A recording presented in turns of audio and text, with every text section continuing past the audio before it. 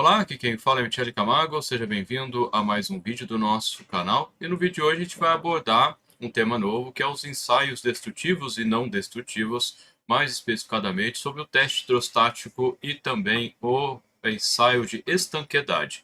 Mas antes de começar, quero lhe convidar a curtir esse vídeo, compartilhar esse vídeo, se inscrever no nosso canal e se você tem sido ajudado pelos nossos vídeos e deseja nos ajudar, você consegue através do botão Valeu Demais ou se tornando membro do nosso canal, que como membro, além de nos ajudar, você também tem acesso a materiais exclusivos. Então clique em Seja Membro e verifique a modalidade que melhor lhe agrada. Bom, sem mais delongas, né, vamos então ao tema do vídeo de hoje, né?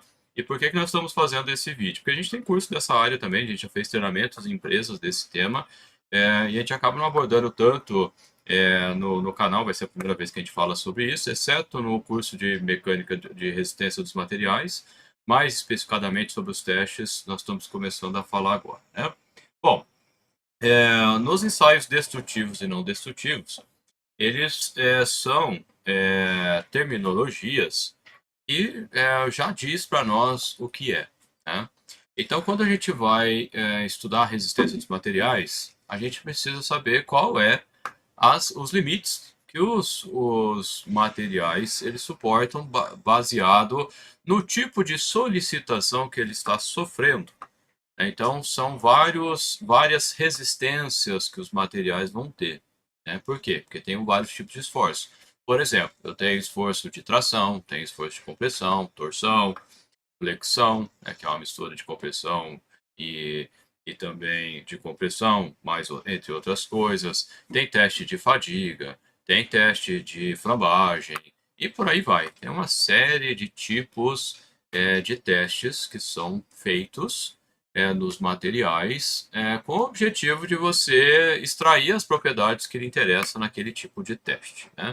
E teste ou ensaio, né, são os dois termos mais utilizados. Né? Mas acho que ensaio é mais, entre aspas, chique. Né? Mas falar teste, no fundo, é a mesma coisa. Né? Então, primeiro, o que seriam os ensaios destrutivos? Né? Como o próprio nome fala, significa que o corpo de prova vai ser destruído. Então, quando eu vou praticar um ensaio que o material que vai ser ensaiado ele vai ficar totalmente desfigurado, então, nesse caso, nós temos um teste destrutivo. Então, quais são os exemplos de teste destrutivo? A gente tem o teste de tração, tem o teste de compressão, torção, teste de flambagem, tem o teste de flexão e por aí vai. Né? Tem outros agora, o teste de impacto, né, que é o mais conhecido, é o Sharpie, mas também tem o Isolde, entre outros também, né? Depende, né, da maneira como você faz o teste. Então, todos esses ensaios que eu acabei de falar, todos esses ensaios, eles danificam, destrói, né, o material. Né? Então, é o tipo de teste que não adianta você querer reutilizar o material depois, que não vai dar. Ele vai ficar completamente destruído. Existem os ensaios chamados não destrutivos. Como o próprio nome fala, não destrutivo significa que ele não é destruído em tese. Por que eu estou falando que não é destruído em tese? Né? Entre os testes, significa que a peça vai ficar aparentemente idêntica ao começo do teste. Entre os testes não destrutivos que a gente pode citar, a gente tem os chamados testes de dureza, aí entra o teste Vickers, teste Rock-OC, e por aí vai. Me fugiu agora o teste Shore, entre os Brinell, entre outros, né, entre outras escalas de dureza que existem. Né? Outro teste também não destrutivo é o ensaio por líquido penetrante, para verificar se existe trincas no fundido ou na solda, por exemplo. Né? Então, é uma outra maneira da gente verificar. É muito praticado em equipamentos que precisam de garantia, né, de que não vai, que está tudo certo. Né? Então, por exemplo, sistemas que são soldados, né, eles fazem esse tipo de teste. Por exemplo, também o teste hidrostático, que a gente vai falar um pouquinho dele aqui, o teste de estanqueidade e por aí vai. Existe uma infinidade também de testes e ensaios, né, por ultrassom e por aí vai. Né? Então, eles não destroem. E por que eu estou falando que, teoricamente, você não destrói a peça? Né? No caso do teste de dureza, ele vai fazer uma marcação, né? Se você fizer um teste Brin, ou Rockwell C, o Vickers, ele vai imprimir na peça testada uma determinada marca. Essa marca, na maioria das vezes, não gera maiores problemas. Então, em tese, você poderia reutilizar a peça testada.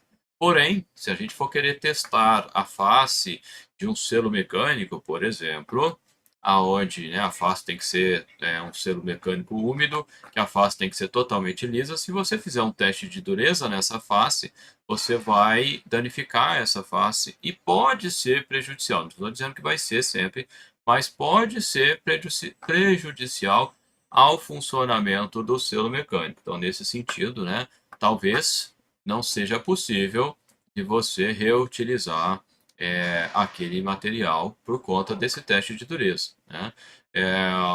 Em sets, por exemplo, de válvula, também poderia ser alguma coisa parecida, né? Mas, né, em geral, os testes não destrutivos, você consegue utilizar o material testado. Bom, o que seria então o teste chamado teste hidrostático?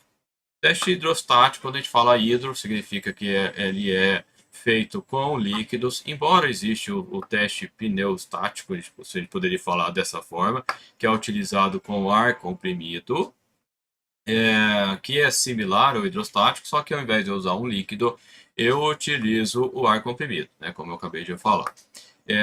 E o teste de estanqueidade, ele é parecido com o teste hidrostático, né? O que muda é a maneira como eu vou fazer o teste e o objetivo, a maneira não, mas algumas coisas sim vai ter diferente, mas o objetivo que a gente tem em relação ao teste hidrostático e o teste de estanqueidade.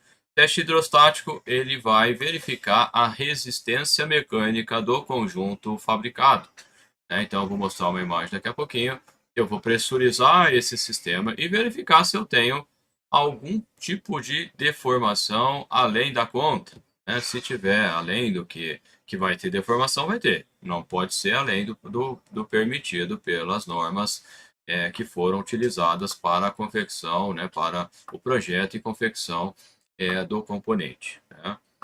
Então, o teste hidrostático busca verificar a resistência mecânica do conjunto. Enquanto que o teste ou ensaio de estanqueidade, ele quer verificar se existe vazamento através, né, das partes desse equipamento. E existe, né, o teste que é parecido com o hidrostático, existe outros também de capilaridade, né, mas existe algumas diferenças entre esses dois aqui. Por exemplo, né, do teste da esquerda aqui, nós temos um sistema que está todo fechado aqui, né, com flanges, tipo uma válvula, eu não sei exatamente o que é isso aqui, acho que é uma válvula, aonde está verificando, né, se o sistema vai suportar as pressões necessárias. Então ele fecha com esse flange aqui, fecha aqui, aqui atrás não dá para a gente ver, essa imagem eu peguei na internet, então não tem os detalhes do que está sendo feito aqui. E eu vou pressurizar esse sistema aqui. Então veja que eu tenho um manômetro e aqui eu tenho a entrada, né? Normalmente se pressuriza isso com uma bomba manual mesmo, né? É uma bomba hidráulica manual e aí você vai chegando na pressão que deseja. O teste hidrostático, normalmente ele é feito com o dobro da pressão de trabalho. Então digamos que a pressão de trabalho vai ser 6 bar. Então eu faço o teste com 12 bar. Ou eu trabalho com uma pressão 1,5 vezes a pressão de projeto. A pressão de projeto costuma ser maior do que a pressão de utilização, né? Então é bem comum você olhar nos desenhos técnicos e você verificar lá que, por exemplo, a pressão de trabalho vai ser 8 bar e a pressão de projeto, por exemplo, é 10, 12, alguma coisa diferente, né? Então significa o quê? Se eu fiz o projeto considerando que o meu sistema vai suportar uma pressão maior e na verdade ele vai suportar menor, então eu vou estar a favor da minha segurança nesse equipamento, né? Eu costumo dizer que engenharia é tudo menos exata, né? O pessoal fala que ciências é exata, não é, mentira. A engenharia não é exata, porque tudo é aproximado, né? Os instrumentos não são exatos, então eu não tenho exato é exato, se é 2 é 2, se é 3 é 3.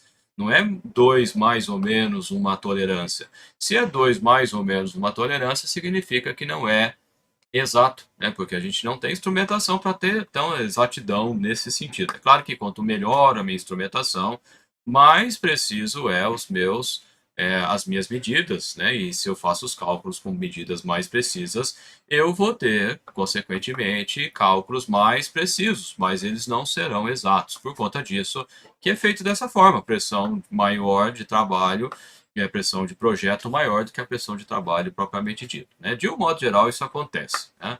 Então, se eu faço, é claro que se eu faço um teste hidrostático, igual a gente está projetando aqui, né, da esquerda, e eu tenho vazamento, a pressão cai, significa que ele não passou na estanqueidade. Então, pode acontecer já, né? Se tiver muito ruim aqui alguma coisa, uma trinca, alguma solda com falhas, coisas desse tipo, ele pode já derrubar a pressão rápido e eu sei que eu tenho vazamento, né? E se eu tenho vazamento, alguma coisa aconteceu. Como está mostrado aqui, por exemplo, a solda ela pode estar, né, com porosidades, que faz com que você tenha vazamento através dela. Normalmente a pressão vai cair é, mais quanto maior for o estrago que você tiver. Então, se no teste hidrostático não passa, né, a pressão cai e você já tem problema, né? Tem que refazer o produto, né? Bom, digamos que você faça o teste hidrostático, dê tudo ok, e você quer garantir que não vai ter vazamento. E às vezes esse vazamento ele é muito pequeno, né? Então, um dos testes que é possível de se fazer, que seria o da direita, que aqui eu estou fazendo um teste de estanqueidade, eu coloco, né, um produto aqui do ensaio, e quando é pressurizado, e se tiver falhas, ele vai conseguir, por menor que seja essa falha, ele vai conseguir vazar um pouquinho aqui. E nesse vazamento, né, com o revelador, ao ser aplicado, você consegue visualizar. É parecido com o teste com o ensaio de líquido penetrante, só que a diferença aqui que eu estou fazendo para verificar, né, da parte interna para a parte externa. Um outro exemplo que também se faz, né, para teste de estanqueidade, ao pressurizar o sistema, ele, por exemplo, é mergulhado num tanque e verifica se existe a presença de bolhas. Se começa a visualizar bolhas, exatamente o que o borracheiro faz. O que o borracheiro faz? Ele pega o pneu, enche, coloca lá numa banheira dessas antigas, né, um reservatório qualquer, e vai verificar se tem bolha saindo. Se tem bolha saindo, existe vazamento. E às vezes esse vazamento ele é muito pequeno, né? Que não é suficiente, por exemplo, para derrubar a pressão do manômetro no teste hidrostático, né? Então, seria isso, né? A principal diferença entre um teste hidrostático e um teste de estanqueidade é a finalidade, né?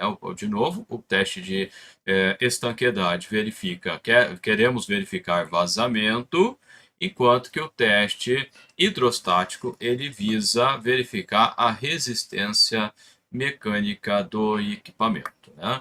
E se você quiser saber mais sobre equipamentos, sobre testes, né, e não equipamentos, ensaios destrutivos e não destrutivos, a gente tem um curso chamado Ensaios Destrutivos e Não Destrutivos, aonde a gente apresenta os principais ensaios que são realizados nos materiais, né? Então a gente fala de teste de tração, teste de torção, teste de compressão, a gente fala de estanqueidade, a gente fala, né, deste de hidrostático, teste de dureza e por aí vai, né? Uma série de testes. Não tem todos, né? A gente vai acrescentar ainda, mas tem bastante teste lá. Se você precisa conhecer mais sobre isso, eu te convido a participar com a gente. Beleza, pessoal? Um abraço e a gente se vê no próximo vídeo.